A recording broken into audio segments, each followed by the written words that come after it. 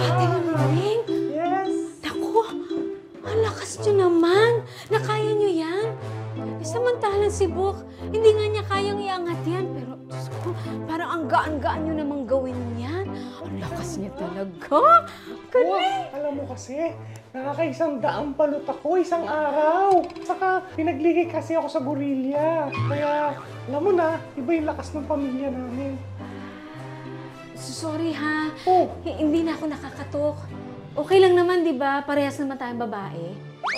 Okay lang naman. Ate Luningning, Oh. pwede bang pakiayos naman tong bra ko? Ha? Bakit? Kasi masakit yung kamay ko. Hindi ko maiayos yung pagkapilipit ng bra ko eh. Pwedeng pakitanggal na lang sa hook, tapos pakikabit na lang ulit, please? Oo, sige na. Oo. Hirap na hirap kasi ako eh. Sige, ito na. Ate Luningning, Oo. pasmado ba kayo? Parang nanginginig yung kamay nyo eh. Hindi. Epekto lang ito ng mga kung ano nung pinanonood ko eh. Kaya Sa kayo, pagkakabuhat ko sa kama kanina. Pwedeng pakisipar na rin yung blouse ko. Oo. Ay, thank you. Bait-bait mo talaga. Sige, bye. Isa pa.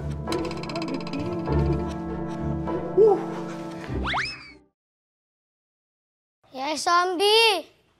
Yay, zombie! Yay, zombie! Yay, zombie! Where ka?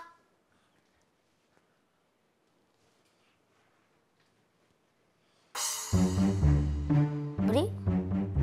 Eh.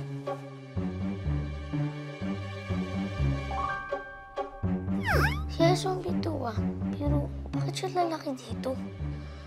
Tomboy siya.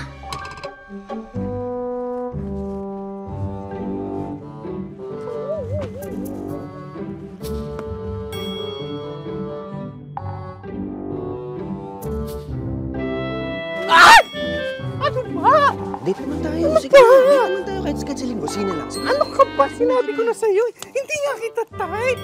Tsaka, alam mo, hindi mo magugustuhan ng pamilya ko. Kasi yung tatay ko galing sa munti, nakapatay ng tao. Yung nanay ko naman baliw, nakapatay din ng tao. Basta ng pamilya kami, hindi mo kami magugustuhan. Wala akong pakialam. Mahal kita. Maging sino ka man. Tigas ang ulo mo eh. Isang kiss. O sige, ito. Isang kiss. Oh. Ayan, kiss mo sa sahig. Kiss ka dyan. A strong woman, ha? I like it. You want the